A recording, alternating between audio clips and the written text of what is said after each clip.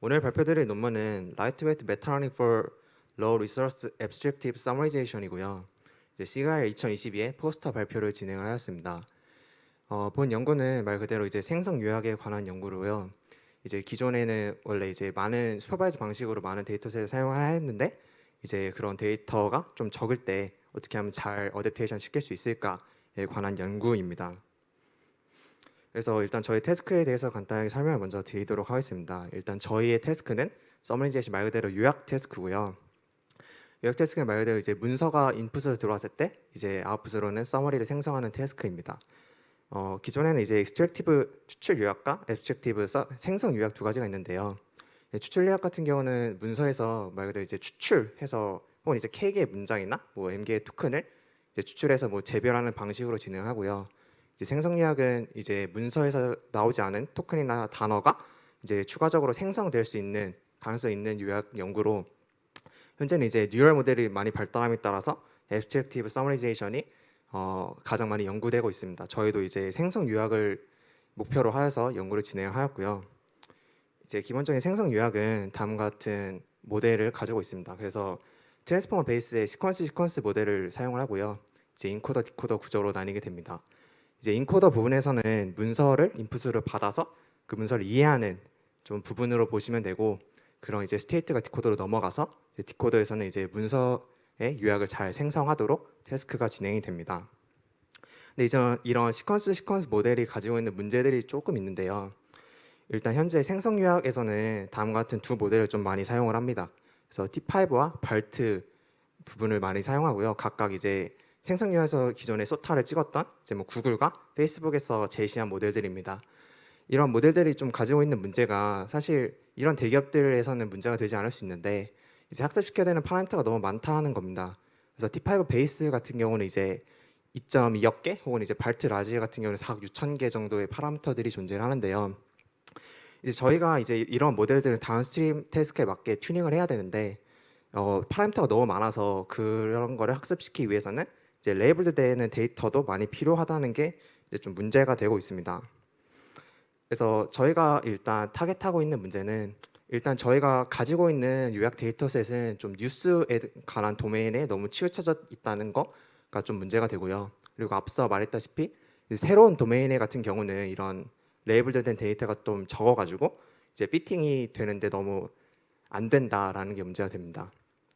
또한 이제 그러면은 데이터를 많이 늘리면 되는데 그런 거 이제 좀 비싸고 노력이 많이 든다라고 생각을 하시면 됩니다. 그래서 저희의 목표는 결론적으로는 이런 로우 리소스 연구가 NLP 전반적으로 연구가 진행되고 있고요.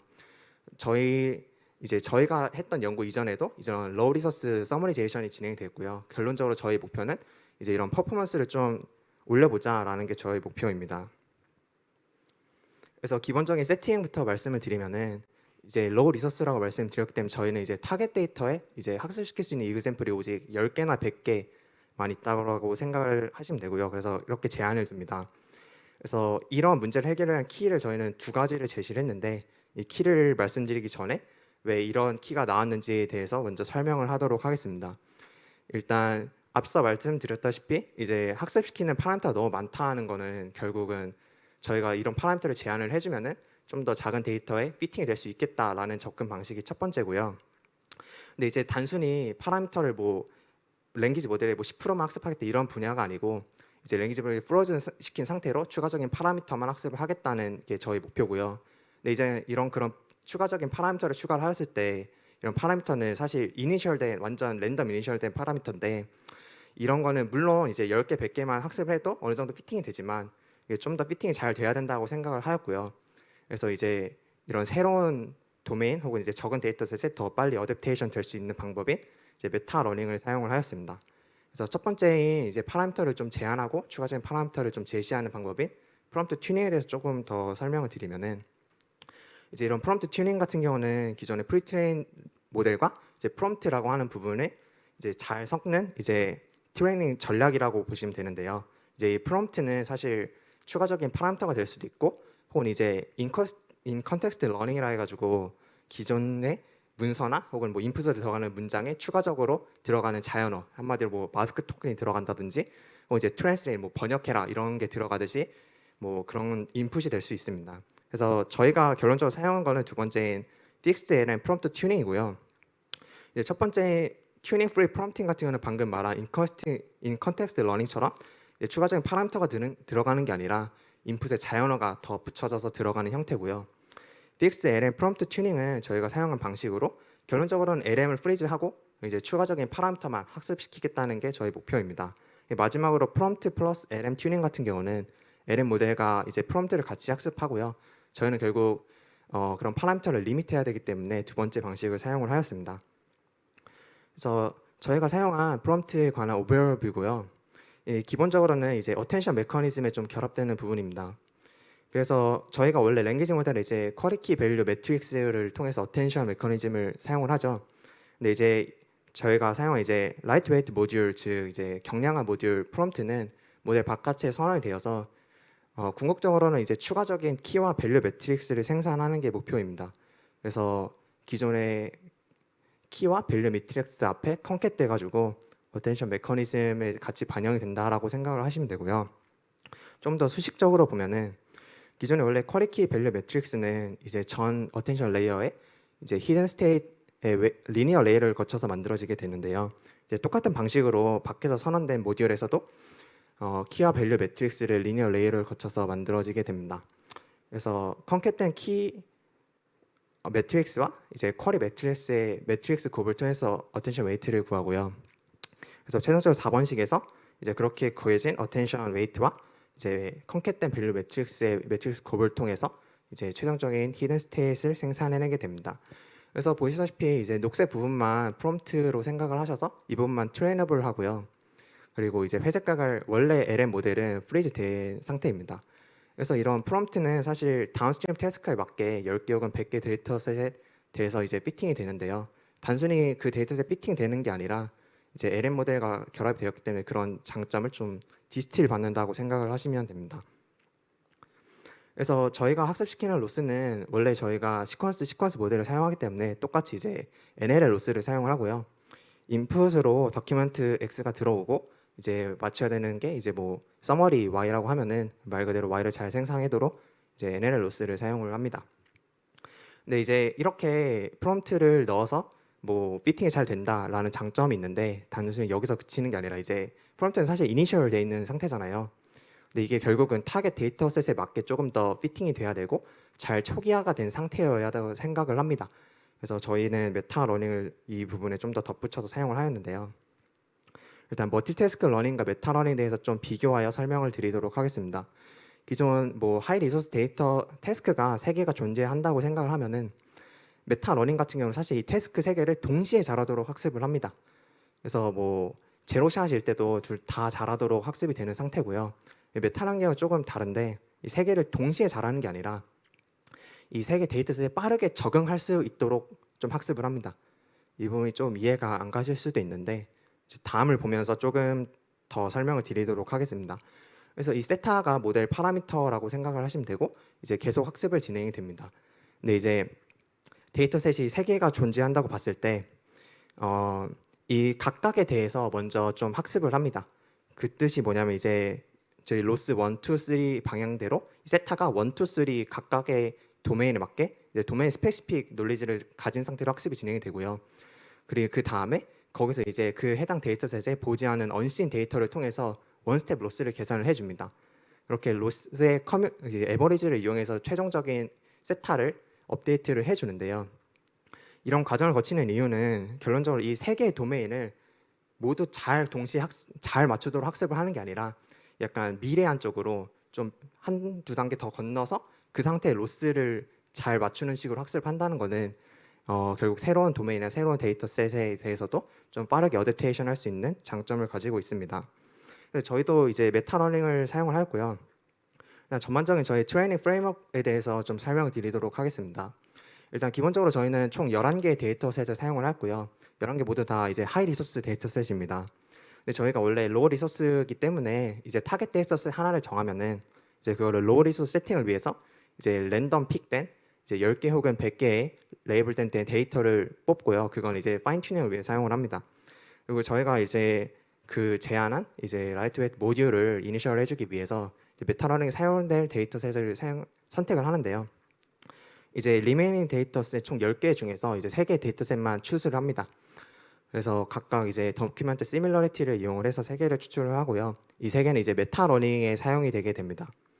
그래서 메타러닝을 사용한 부분을 좀 더 보면은 3개 데이터셋을 사용하고요. 이제 그 3개 데이터셋은 각각 인아웃으로 나누게 됩니다. 인아웃으로 나눈 이유는 이게 언신 데이터를 가지고 로스를 업데이트를 해야 되기 때문에 나눴고요. 그래서 도큐멘트 인과 아웃은 각각 인디펜던트 합니다. 그래서 로스는 메타러닝과 아까 설명드렸던 똑같은 로스를 사용을 하고요.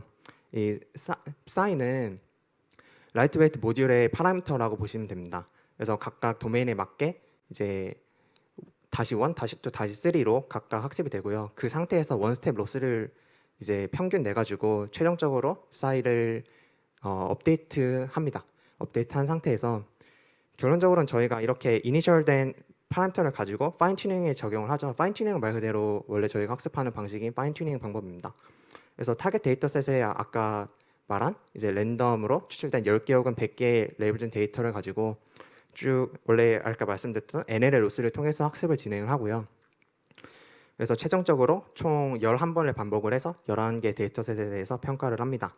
데이터셋을 먼저 좀 설명을 드리면 저희는 이제 non-뉴스 데이터셋과 뉴스 데이터셋 두 가지를 모두 사용을 하고요. 총 11개를 가지고 평가를 하였습니다.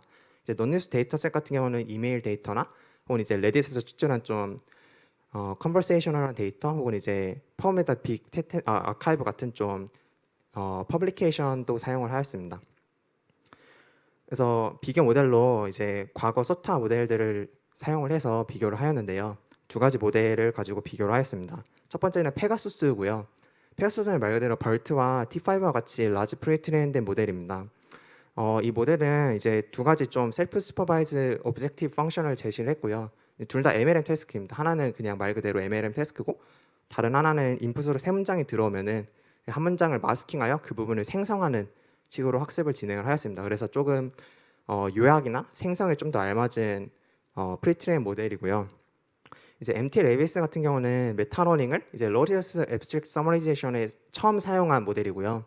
이제 이 모델이 기존 페가수스 좀 이기는 경향이 있으면서 이제 메타러닝이 이제 이런 신테틱 혹은 이제 시멘틱한 정보를 좀 반영을 해서 모델이 이니셜 되기 때문에 그런 부분이 이제 좀 타겟 도메인에 잘 피팅이 된다라고 증명을 하였습니다. 그래서 최종적으로 저희 성능을 보면은 이제 10개의 데이터만 사용을 하였을 때의 성능인데요. 11개 데이터셋에서 모두 소타를 달성을 했습니다. 그래서 성능이 잘 나왔음을 알 수 있고요. 또한 100개의 데이터셋에서도 실험을 진행을 하였는데 이제 9개의 데이터셋 소타를 달성을 하였습니다. 아래에 보면은 이제 엑스선과 CNN 데일리 메일 뉴스 데이터셋인데요. 두 가지는 이제 페가수스한테 성능이 좀 낮은데 그 이유를 좀 생각을 해보면은 이제 페가수스 같은 경우는 이제 휴지 뉴스 데이터셋이라고 워낙 광범위한 뉴스 데이터셋을 사용을 하는데 이제 이게 특정 기간에 있는 뉴스를 가지고 학습을 하였습니다. 근데 이제 엑스선과 CNN 데일리 메일 테스트셋이 그 기간에 딱 겹쳐요. 그래가지고 좀 그런 부분이 좀 영향이 있지 않았나라고 생각을 합니다. 네, 결론적으로 저희는 이제 로우 리서스 앱스트랙트 서머라이제이션을 해결하는 데 있어서 이제 메타러닝과 이제 프롬프트를 사용을 해서 좀 해결을 하였는데요. 각각 해결한 이유를 다시 한번 설명을 드리면 기존의 이런 라지 랭귀지 모델 같은 경우는 웨이트가 너무 많다 보니까 이런 부분을 제한을 해서 오버피팅 문제를 좀 해결하고 그리고 이제 메타러닝을 도입한다는 뜻은 사실 이니셜된 부분에 있어서는 이런 도메인 시프팅 문제가 좀 일어날 수 있는데 이러한 부분을 좀 해결했다고 생각을 하시면 됩니다. 그리고 저희는 총 11개 데이터셋에 좀 광범위한 실험을 진행을 하였고요. 결론적으로 좋은 성능을 얻을 수 있었습니다. 네, 여기까지입니다. 예, 발표 감사드립니다. 발표와 관련해서 질문이 있으신 분께서는 손을 들어주시면 마이크를 전달해 드리도록 하겠습니다. 예, 질문 부탁드립니다. 예, 그 온라인에 계신 분들도 채팅창 통해서 질문해 주시면 답변 받도록 하겠습니다. 예, 예, 뭐 질문을 생각하시고 계시는 것 같은데 우선 제가 먼저 하나 질문 드리도록 하겠습니다. 제 생성 요약의 경우 여러 이제 기본적으로 생성을 하는 문제 자체가 되게 어려운 문제라고 판단이 되는데요. 그 중에서도 이제 그런 말씀하신 데이터 리소스가 되게 부족한 경우는 당연히 더 어려울 거라 생각이 듭니다. 그래서 그런 부분을 지금 메타러닝을 이용해서 해결을 했는데 사실 그 메타러닝 외에 만약 그런 로우 리소스 문제를 해결한다면 어떤 접근 방법이 더 가능할 수 있을지 얘기를 해주실 수 있으실까요? 아, 네. 그 기본적으로 메타러닝을 사용을 했는데 저는 약간 프롬프트에 관해서만 메타러닝을 사용을 했는데 사실 기본적인 랭귀지 모델이 되게 잘 한다는 그런 기반하에서 적용을 한 겁니다. 기본적인 랭귀지 모델을 프리즈를 했기 때문에 사실 이런 부분도 좀 해결을 해야 된다라고 생각을 하고요. 그리고 원래 기존의 방향성은 이런 메타러닝을 사용을 했지만 사실 원래 전통적인 방법은 사실 데이터 어규멘테이션이 가장 흔한 방법이고 사실 실제 현업에서도 가장 많이 쓰인다라고 생각을 합니다. 그래서 일단은 그런 부분이 좀 더 이피션트하지 않나라고 생각을 합니다. 그러면 말씀하신 그런 데이터 증강 기법과는 아까 보여주신 부분에서는 따로 비교를 하진 않은 것 같은데 혹시 뭐 논문에서는 비교한 사례가 있을까요? 사실 제 데이터셋에 정확히 맞는 데이터 증강 모델은 딱히 존재를 하지 않고요. 근데 이제 여기서 유명한 모델 한 두 개, 세 개 정도는 있는데 사실 그런 부분에 있어서는 저희 방향성이 더 좋습니다. 그래서 결과를 비교를 했는데 그걸 논문에 리포팅하진 않았는데 방향성이 좀 다르기 때문에 네, 제가 봤을 때는 이제 저희 모델이 더 좋았습니다. 예, 혹시 또 다른 질문 있으신 분들 있을까요? 예, 온라인에 계신 분들도 질문 있으시면 질문해 주시면 좋을 것 같습니다.